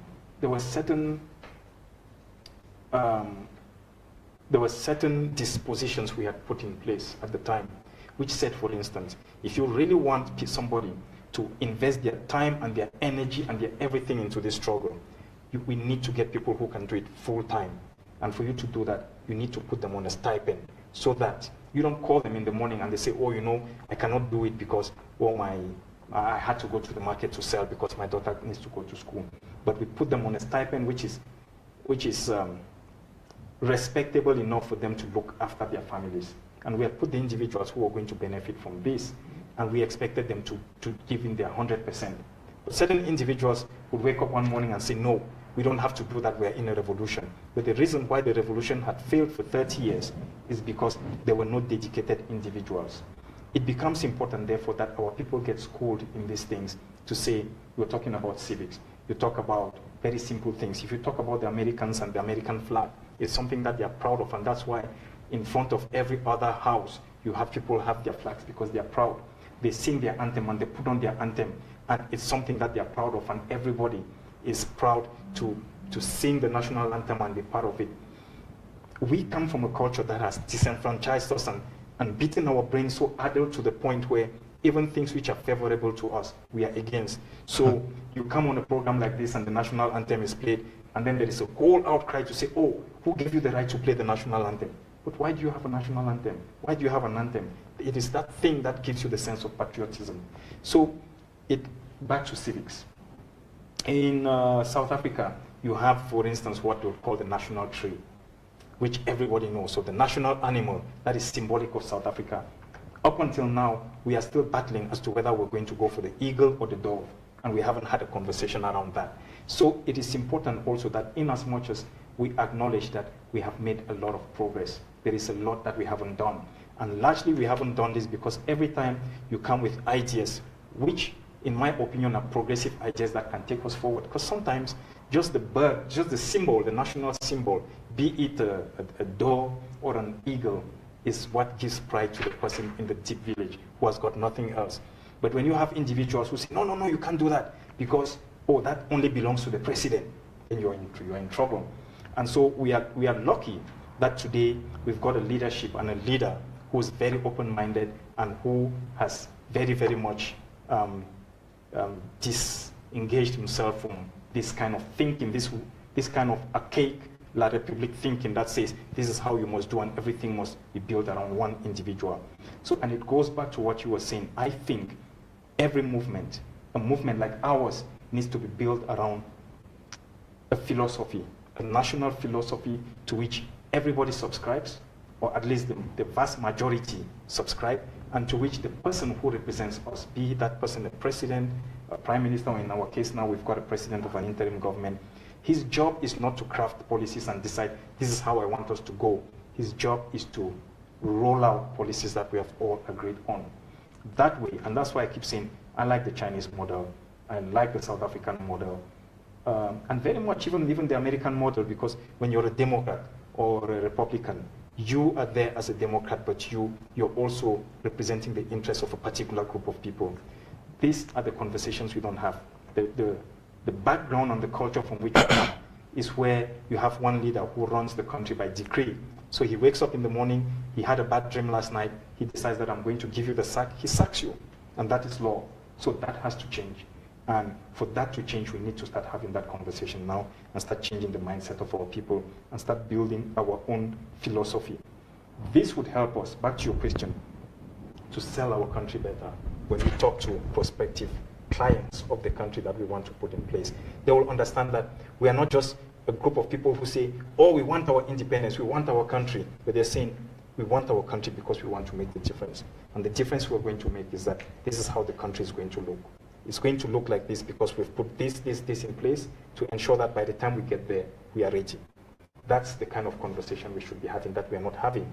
And it's painful sometimes when you see a whole lot of our compatriots spend a lot more time blackmailing, sabotaging, insulting each other, whereas we could be contributing to a whole lot more towards this ideal that we want to create. Oh, thank you. Well, guys, we've exhausted a lot of information that I'm trying to process it and get my way around it, and I'm sure our viewers are loving it. And I think we would have Milan come here often to enlighten us more about what to expect in the new Ambazonia, and especially about our political education, because I think that is very necessary. Now, let's go back to what people are still asking our leaders in closing, so that we leave them probably with some hope, because you mentioned here in the beginning, before some other people joined us, that there's a process that may follow, and our leaders may come out of this free. Probably you can still take us through that process. And also, I just want you to, at the end of that, tell us something here. You are no more in the cabinet, and you are doing Milan. How is Milan, and where is Milan going? Yeah. Let me start from Milan and where is Milan going. Several times I've said this on several platforms. that sometimes when you hear individuals talk about the fact that we were here at the very beginning, and for that reason we have to be here. It is our God-given right to be here until the very end. It makes me laugh.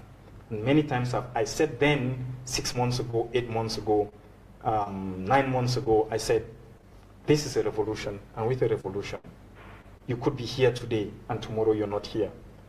The leaders, the leaders, and like I said, the ultimate leaders of this revolution have not yet surfaced, and they're emerging.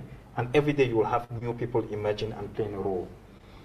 When I got into this, it wasn't something that I sat back and decided that, okay, I'm going to invest myself into this struggle for the next 1 year, from December of 2016 or November or December. It was always the case of, okay, I can see the way things are going and maybe I can make a little contribution. Let me jump in there and make my little contribution and then jump out and go back to my life. But every time I did, then there was something else, and I just kept giving, and eventually the whole thing swallowed me up. When a scandal broke out sometime in August, or September maybe, or October, at the time I already had a discussion with then the chairman of the governing council, Sisiko Ayoktabe, where I told him that, listen, come the next conclave, I intend to step down. I want to do other things. I want to go back to my life. I want to be able to just sit back and get a better perspective. And I've always likened this to the game of football. When you are a player and you're in the very center of the pitch, it's easy. You can be a good player, but you can never have a complete perspective of the pitch.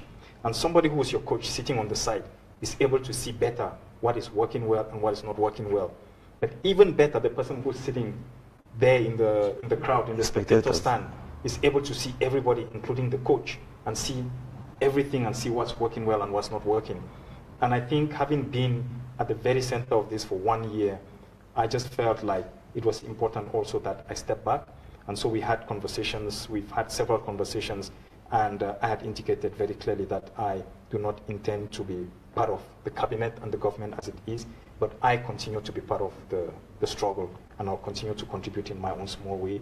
I'm taking some time off to do other things. There are lots of projects that I had on the side that I didn't carry out because I gave 1 year completely to the struggle, and I want to take off a bit of time, not too much, to attend to all these things, and then we'll take it from there. There is always a role to play, even if it means just contributing financially. I will be, like I said, every now and then, if there is a need, I can come to a program like this.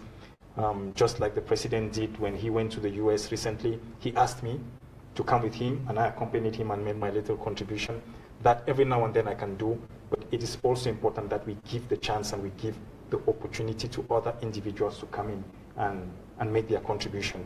Like Alfred Lord Tennyson says in King Arthur, change is inevitable, change is necessary, lest a good culture corrupts the world. It doesn't matter how good you are, every now and then you need to create the space for others to come in and make their contribution. And that's how I see it. It's important also that I stay back and see and watch and also be able to learn from others. Now, your question about the situation with our leaders and where we are. It is rather unfortunate that we find ourselves where we are, but like I said, it is important also that at the back of our minds, we know, we understand that there are dangers that come with the territory. If all had gone according to the plan, we would be telling a different story, which means all 14 of us would probably not be alive as we speak. And if we were extremely lucky, we would be in some rat-infested jail of Mr. Bia, languishing. And having been dropped there, you don't know for how long you're going to be. But one thing that needs to be clear is, even if all of us got arrested tomorrow and taken, and even they got rid of us completely, it is important that our people understand that we've got 8 million leaders, and that as you get rid of 2 or 3 leaders or 14 leaders, 28 leaders surface and they take over, they emerge and they have to take over. That needs to be a message that has to stay out there. It's not only a message to our people, but it's a message to Mr. Bia and his cohorts. To the situation of our leaders, luckily, we thank God, we continue to thank God that they are still in Nigeria. We continue to thank God that Nigeria happens to be a country where the rule of law is respected, where there is at least an understanding and a practice of human rights. And as a result, we think that they are going to be given a fair hearing. Having been deprived of their legal counsel for almost 2 weeks now, having been deprived of any kind of contact even with their families, we have to deplore and to state very strongly and state this to the Nigerian government that this is very, very much not Nigeria. We expected better from Nigeria, and we are hoping that in the coming days, Nigeria will show that spirit of leadership and brotherhood that it is known, not only within Nigeria, but within the ECOWAS region, and in fact, across the African continent. Having spoken to the lawyers, my understanding is that the lawyers had recently, I think as a few days ago, they had already submitted their writ of habeas corpus, which means that they are demanding the Nigerian government to give them the right to see their clients and establish proof of life and proof of well-being. And I think in the coming days that will be the case. Moving forward, what's my analysis? Once this goes into the legal domain, there is a danger that this becomes a long-drawn process, which means the lawyers force the government to give them access. Then it becomes a process that then goes to court for that to happen. Once it goes to court, then it leaves the political to the legal domain, which means a judge comes into play. We have seen some of the spurious and very asinine accusations that have come up from the Nigerian police. We are confident that this thing is going to be thrown out of court by a reasonable judge, and that's the reason why we're not hopeful, we are confident, we are optimistic. The downside to that is that our leaders may have to spend a few weeks waiting for their day in court. But sometimes this could be a blessing in disguise. How I see this is that this now forces Nigeria and the Nigerian government to get to the very center of this issue and to play its role as our neighbor. And so out of this crisis has arisen opportunities. It becomes our responsibility to seize those opportunities and take it forward. We need to start engaging the Nigerian government on a diplomatic basis at this level. We need to start sending some of our members of cabinet to go and start engaging members of the Nigerian government and start saying on an equal basis what is going on. That has to start taking place. Thank you so much, Mr. Milan, for sharing your perspective. It brings me back to when you were talking about you doing you, Milan, and something that you have really, craftily not been able to show in public is your profession. It was not by accident that the UN, called you as an expert in South Sudan 13 months leading up to the South Sudan's independence. It was not by accident that for years and years the UN would call you into DRC, where they have their crises and wars and all that. And it's because you're an expert in disaster management. And that is the cliff we are heading to. It's a disaster. The refugees the numbers are going to increase. You are seeing mothers and children, they are rising. And of course, the president called you to come to Nigeria and assess the situation because of your expertise. And I'm watching the comments and people are saying, no, Milan, you can't go do you. The president, his maiden speech when he became the chairman, he said, it is not going to be business as usual. It's not been business as usual for me and my business. It hasn't been business as usual for Ray and his business. And we don't want it to be business as usual for you. We are counting on you and your expertise. And South Africa needs you. I don't think we have mobilized. We look at the numbers, arguably there's more than 15,000 Southern Cameroonians in South Africa. We haven't reached a third of that yet. We still need to break, we need to break into that. We need to have 3,000, 4,000, 5,000 registered active Ambazonians in South Africa so that we can reach critical mass. We can, encourage South Africa or motivate South Africa to look at our case more, looking at the possibility of 15,000 of us going back to Ambazonia to build our own country. It would give South Africa a breathing space. So we need you. We need you to keep on bringing your expertise, supporting the interim government. As Milan, as the expert that we know, we want you to continue playing that role and not just go back to your business and be contributing money. It's because it's the experience that God has given you. It's the experience that your career has given you. We need that. So I think our viewers will agree with me on that. You're not taking me back to the arguments I've had with Sisiko over the past 2 months or so. I am not running away from the revolution. I think, like I mentioned, sometimes you just need to have a different perspective. It is important also that from time to time you create the space. I think that what this has done is that we have created the space for more individuals to come to the fore we did not know. This time last year, when we were engaging with this, there were lots of our compatriots who would not even shake your... I mean, if they see you coming from this side of the street, they'll cross over to the other side of the street because they didn't want to associate with you.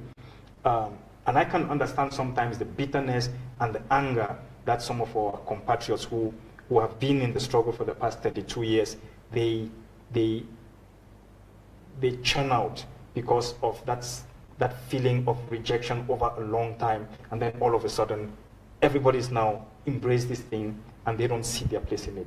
But I think it's important also that we recognize and realize that leadership cannot always be from the front. Sometimes you can lead from the back, you can lead from the side, you can bring your expertise, which is why, in spite of me saying, you know what, all the long arguments I had with Sisiko and said, no, I have made up my mind, I want to do this, I want to be a private citizen of the Republic of Southern Cameroon, I still agree to go on a mission to go do an assessment, because when I see the way the situation is being handled, I know that our people are giving from their heart, they're giving their everything, but there are certain technicalities which we are not looking at.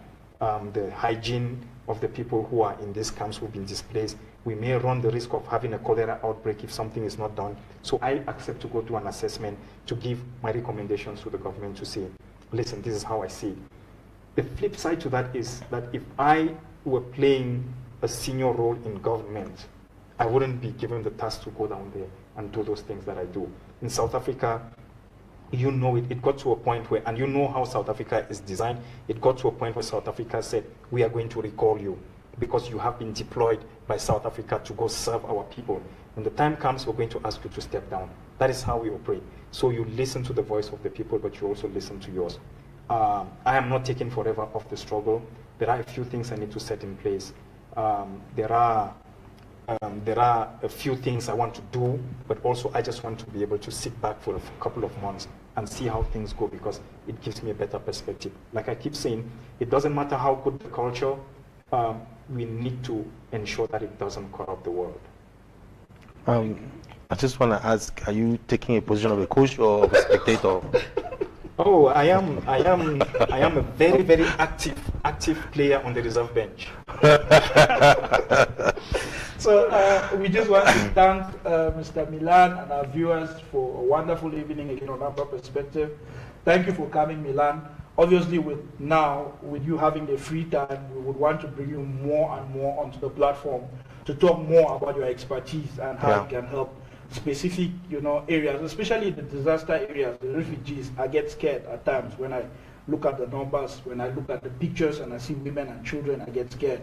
So we will try to bring you as much as possible onto Amber Perspective to speak to that specifically, something that you are an expert in. And obviously, we will, a lot of our shows on SCDC, they want to bring you on, so we hope that you would be generous enough to come up as much as possible to share your perspective and keep on educating our people. I mean, education is just, with this struggle that we have realized that education is not just going to school to learn how to read and write. It goes way beyond that, and we thank you and God bless you. Thank you very much. Yeah, Milan, thank you very much for coming. And I want to tell our viewers, the next interview will be in our pidgin. All this English, so we'll cut out that Derek Sabi over talk English. Yeah, Milan will talk about pidgin that day. So we don't want to say we don't talk English over today. So next interview we get them. If Milan come on board, we'll talk that interview that day completely in pidgin, because we know say a lot of our parents, they're back at home, right in the hinterlands, they watch this channel and they like to hear it the way we talk. And when we only talk now this Queen's language, some of them they understand. So yeah, probably when we get our next interview in Milan, yes, we would like to break and down pidgin so that people will hear the way they really need to hear the message. They go hear, because now we talk about people they don't go to school, or one they be literate enough to understand. We so you'll find the next interview. Maybe we try. Derek, I hope so you do with me in this one. I get pidgin interview tomorrow, by the way. Oh yeah. With Ask Doctor. Yeah. Dr. Gassa gets an interview with Milan tomorrow. That one a pure pigeon. That one Dr. Gassa pigeon is bad past my own. So any person where you want hear pigeon, correct pigeon, that one will come out drive for under belay tomorrow. Now you go talk. Now you Milan and ask question. Yes, ask question. Host Dr. Gassa for Germany. Yeah. So in a few moments, we will be having our Under Secretary of State for Communication, Mr. Milton Taka, coming up to give people the updates. Like Milan has said, it's good that we stick to one source of information, and it's our spokespersons in the Under Secretary of Communications, Mr. Milton Taka, and the Secretary of Communications, Mr. Chris Anu. We should stick to that as our source of information, especially in these trying times, to avoid the confusion that is out there. You should wait when they come up and speak, and then take that for what is the position of government instead of the opinions out there. We want to thank our viewers so much for spending the 2 hours with us, and we hope that you enjoyed the show. We are looking forward to another special edition on Saturday with another special guest. Thank you so much for watching. Yeah, thank everybody. And when Derek, soon we don't leave our viewers, they need to call the studio anymore. So you will find, say, when we get an interview like this, a lot of people in there all day, they want to talk to the guest. You will find, say, next time we try to open the lines. And I think most often that because our lines they be bad from home. They like Republic, they play with our signals and our lines so much that we need to get our people who call in. And so we'll work on, and we'll see call on people to donate so that we'll get better equipment. Because sometimes even our equipment, we need equipment because of about $20,000 or $2,000. Yeah. About $2,000. So any person really listen, we want to give you equipment for use and for make calls to studio. $2,000. If we donate them to ACBC, we go buy that equipment and we go get better calls. Even if the Republic try to play around for block our calls, we will still find a way around for make them maybe clearer and clear enough for everybody to understand.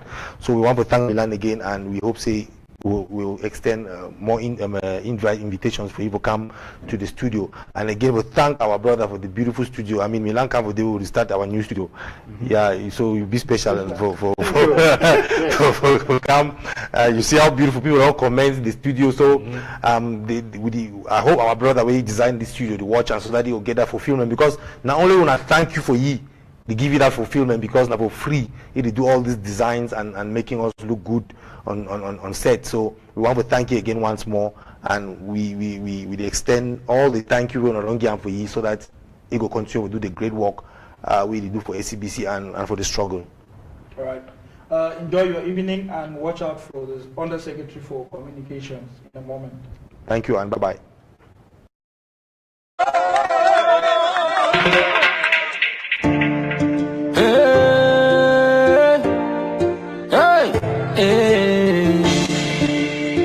Them they beat us, them they kill us, I say them they wound us, Southern Cameroon.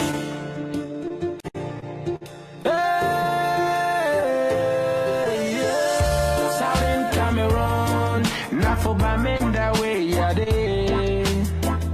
Southern Cameroon, not for man fair with me, I go pass. Southern Cameroon, not for boya with me, I go lewa. Southern Cameroon, not for kumba with me, I go stay. The worker, so you don't get no problem, they shoot you for that door. For that door, right for that door. Not for Mutengene, not for Mamfe, not for Tombo, not for Mwa, not for Umbe, not for Limbe, not for, hey, yeah. Where the freedom is, where them they beat us like this, yeah. Where the future of our kids, where them they brutalize us like this for streets.